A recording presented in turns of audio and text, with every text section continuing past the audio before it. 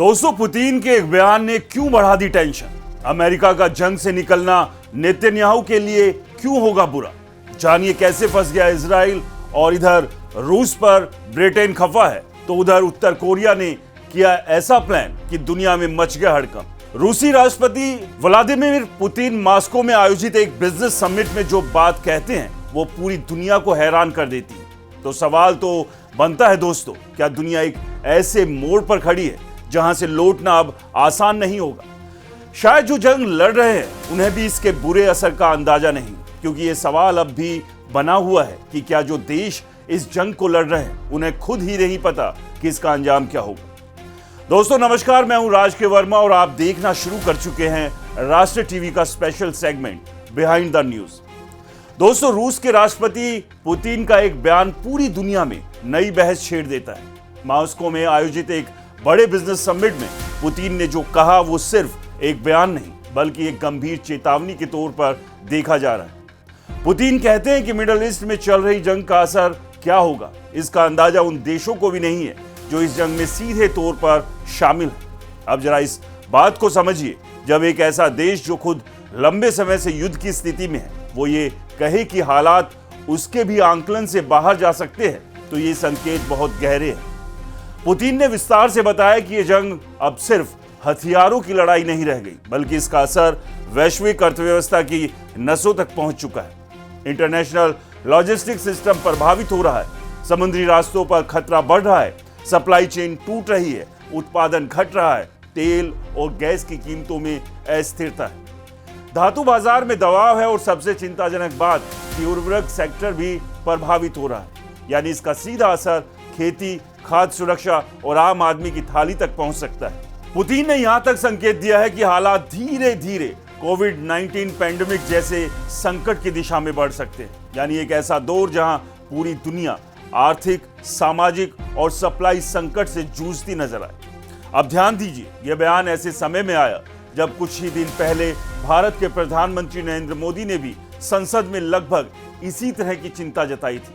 मोदी ने कहा था कि जैसे दुनिया ने कोविड के दौरान चुनौतियों का सामना किया, वैसे ही अब एक नए तरीके के वैश्विक संकट के लिए तैयार रहना होगा। यानी भारत और रूस दोनों अलग अलग मंचों से एक ही खतरे की तरफ इशारा कर रहे हैं। लेकिन कहानी यही खत्म नहीं होती। एक बड़ा सवाल यह भी उठता है कि क्या पुतिन का यह बयान सिर्फ चेतावनी है या इसके पीछे एक रणनीति भी छिपी है, क्योंकि इंटरनेशनल एक्सपर्ट्स का मानना है कि मिडिल ईस्ट की इस जंग में रूस का रोल सिर्फ देखने भर का नहीं है। कई रिपोर्ट्स में दावा किया जा रहा है कि ईरान को जो खुफिया जानकारी मिल रही है उसमें रूस की भूमिका हो सकती है। अगर ऐसा है तो इसका सीधा मतलब है कि ये जंग अब सिर्फ क्षेत्रीय नहीं रही बल्कि एक भू राजनीतिक खेल का हिस्सा बन चुकी है। और यहीं से शुरू होता है अमेरिका और इजराइल का सबसे बड़ा संकट। विशेषज्ञ अब ये कहने लगे हैं कि जैसे यूक्रेन में अमेरिका गहराई तक फंसा हुआ है, उसी तरह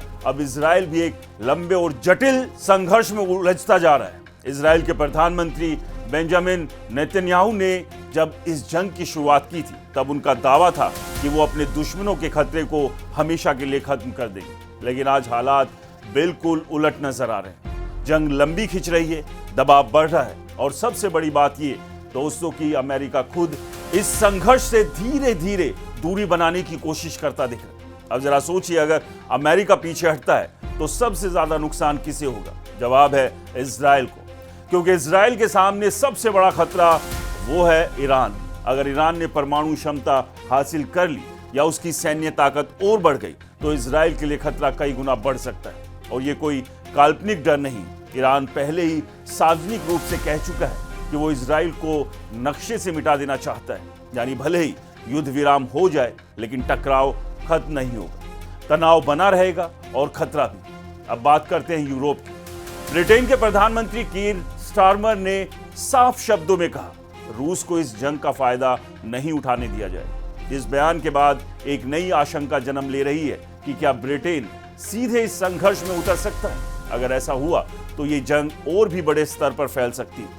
और तभी एंट्री होती है एक और खतरनाक खिलाड़ी की। उत्तर कोरिया के नेता किम जोंग उन लगातार मिसाइल परीक्षण कर रहे हैं। जापान और दक्षिण कोरिया को खुली धमकियां दी जा रही है। ऐसे में अगर उत्तर कोरिया इस वैश्विक तनाव का फायदा उठाकर किसी पक्ष में उतरता है तो हालात बेहद विस्फोटक हो सकते हैं। यानी एक तरफ मिडिल ईस्ट, दूसरी तरफ यूरोप और तीसरी तरफ एशिया।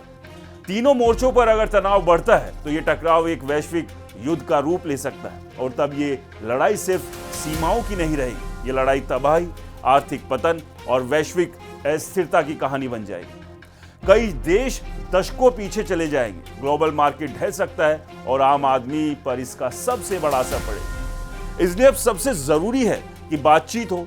ईरान और अमेरिका दोनों को टेबल पर आना होगा, तनाव कम करना होगा और सबसे अहम कि बयानबाजी से बचना होगा, क्योंकि अमेरिका के राष्ट्रपति डोनाल्ड ट्रंप के बार बार बदलते बयान भी स्थिति को और उलझा रहे हैं। कभी जीत का दावा, कभी सहयोगियों पर सवाल। ऐसे में स्पष्ट रणनीति का अभाव हालात को और बिगाड़ सकता है। तो क्या सवाल अभी भी वही, क्या दुनिया समय रहते संभल जाएगी या फिर हम एक ऐसे दौर की तरफ बढ़ रहे हैं जहां से वापसी बेहद मुश्किल होगी? दोस्तों, इसका जवाब आपको देना है। कमेंट कर अपने विचार जरूर साझा करें। इस सेगमेंट में फिलहाल इतना ही। नमस्कार।